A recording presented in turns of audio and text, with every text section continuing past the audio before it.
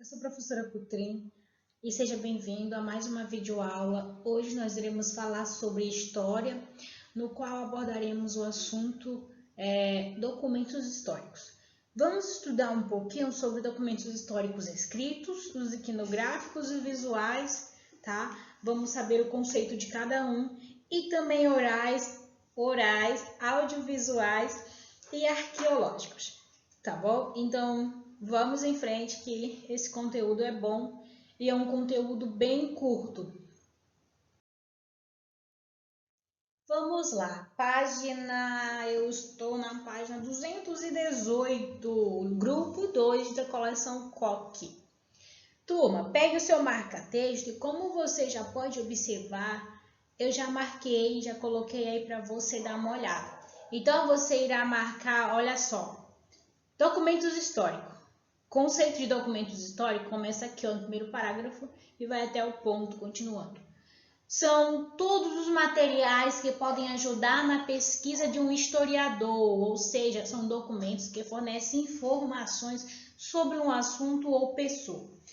Documento este, turma, eu quero que você entenda o seguinte: pode ser escrito, pode ser visual, pode ser audiovisual, não importa. Contando que seja um documento, certo? Esse aí é o conceito, tá? Para ele, o conceito de documentos históricos, podendo ser escrito ou não, correto? Um documento que eu quero que você entenda não é só um documento escrito, um livro, um jornal, uma revista, é muito mais além. Figuras principalmente, objetos também, tá? Nós iremos entender mais para frente. Ok. Continuando aqui, quero que você marque essa palavrinha escrito. O que nós temos de documento escrito? São livros, documentos, cartas, jornais, revistas e tantas outras coisas, tá? E quero que você marque iconográfico ou visual. O que significa iconográfico ou visual? Gravuras, desenho, pinturas rupestres, fotografias, charges e etc. Tudo isso é documento. Então, como nós podemos observar, nós temos uma infinidade, né? Nós temos uma infinita de exemplos, né? Nós temos vários exemplos de documentos históricos. Aqui eu quero que você observe, dê uma observada, na página 218 nós temos uma escrita egípcia antiga, é um documento antigo dos egípcios. Nós iremos analisar e daqui nós vamos extrair bastante informações. Aqui nós temos digamos assim, uma figura, né? E aqui um livro onde tem uma infinidade de relatos, né, históricos. Então, tudo isso daqui, ó, temos 3 fontes. Tudo são históricos, tudo são documentos, correto? Aqui também, na página 218, quero que você... 219, desculpa. Você dá uma observada nesses jarros aqui, ó. Cada um tem uma história a contar. Se formos estudar profundo, fazer uma investigação, nós vamos descobrir uma infinidade de acontecimentos, de onde ele foi produzido, em que ano, quais são os povos que utilizavam ele, quantos anos ele tem. Então, isso aqui é um documento, tá? Ele é um documento, digamos, que ele possa ser um documento não escrito, né? Ele é um arqueológico, porque ele é um material encontrado em sítios arqueológicos, né? E tem aqui outro também, trabalho da arqueologia. O arqueólogo ele vai fazendo escavações e acaba encontrando ossos, vasos, ferramentas e milhares de outros objetos. Na página 219 vamos aprender um pouco sobre documentos orais, marque aí só orais, depoimentos, relatos orais, histórias tradicionais, etc. Esses orais, esses depoimentos, esses relatos, essas histórias, são aquelas que são passadas de geração a geração, são onde nós escutamos os povos mais antigos, né? Os idosos que têm um relato que foi passado de outros para eles, entendeu? Então, esses documentos orais são isso. Audiovisual, gente, é tudo, marca aí por gentileza. Audiovisual é tudo aquilo que nós conseguimos escutar e ouvir. Ver e ouvir, né? Áudio e visual. Áudio é que você consegue escutar, ouvir mesmo.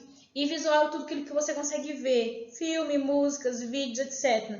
E arqueológicos, materiais encontrados em sítios arqueólogos, tá certo. Arqueológicos, correto. Marcando aqui no parágrafo. Esses documentos, além da sua função original, fornecem informações importantes sobre vários aspectos da vida da sociedade no Brasil ao longo do tempo.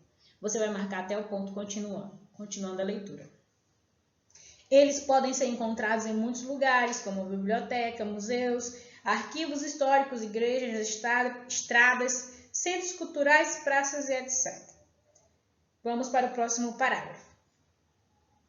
Observe as imagens ao lado a seguir. Essa imagem onde tem um moço, um rapaz com um negócio na cabeça.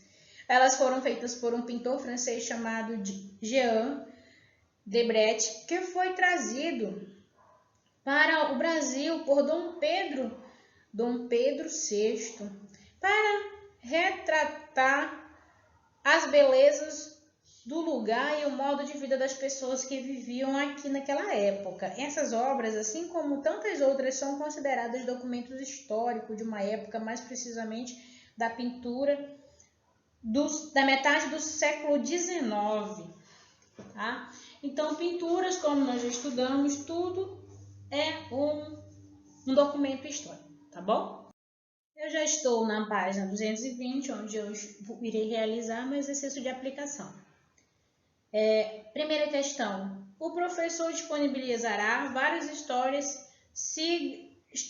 fontes históricas. Siga as orientações dele e responda desse PET. Eu disponibilizei para você essa fonte histórica aqui, tá? Essa imagem. Então, olha só. Qual é o título do fato histórico que você escolheu? Ou seja, o que eu disponibilizei, você vai colocar aí, ó, chegada dos portugueses ao Brasil, tá? B. Qual foi a fonte histórica que você consultou? Nós consultamos uma fonte histórica iconográfica ou visual, que é essa daí, ok? É uma figura, uma foto. Vamos para a página 221, que já é o exercício proposto. Nós já estamos aqui na página 221. Eu irei fazer a leitura da segunda questão. Numere a que tipo de fonte pertencem esses documentos. Temos aí, primeira, fonte escrita, 2, fonte visual, 3, fontes materiais.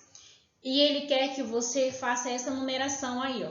Então, moedas é a 3. Por que 3? É fontes materiais. Jornais é a 1. Por quê? Porque é a fonte escrita, um jornal. Brinquedos é a 3. Por que brinquedo é 3? Porque é fonte materiais. Aí tem aí fotos, leis, gravações, desenhos e gravuras. Então ficou 3, 1, 3, 2, 1, 4, 2, 2, tá? O 2 é referente a gravuras. E desenho, que são as fontes visuais, tá? Terceira questão, complete as frases usando as palavras do quadro. Temos aí visual, oral, material e escrita. Vamos encaixar aí para ver como é que vai ficar. A. Um carrinho de rolimã e bolinhas de gude são fontes do quê? Um carrinho, ele é fonte material, tá? Fonte materiais. O cartão postal de Corcávado é uma fonte visual, tá? Vamos lá. C. B é visual. C. Um livro contendo a Constituição Federal Brasileira, que é uma lei, é uma fonte escrita, correta. D. Jonas fez uma entrevista com seu ídolo de futebol, gravando-a em seu smartphone. Esta entrevista é uma fonte oral, na qual ele está usando a oralidade, a fala. Então, gente, muito obrigada por acompanhar. Aqui acaba a nossa videoaula, então façam os exercícios e até a próxima. E obrigada pela sua companhia.